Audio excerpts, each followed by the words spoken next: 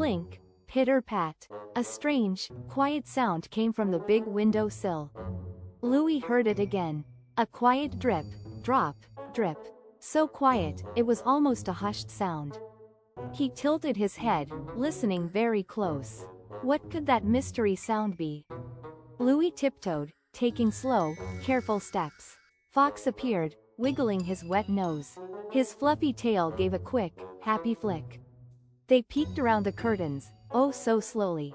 Closer, closer still to the rainy glass. And there, right on the sill, something moved. A tiny, bright creature. Oh dear, a ladybug was stuck right there. Its delicate leg was tangled fast.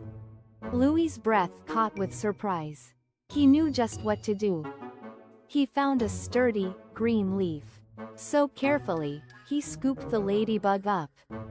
He placed it on a big, leafy indoor plant. A safe, new home inside the house.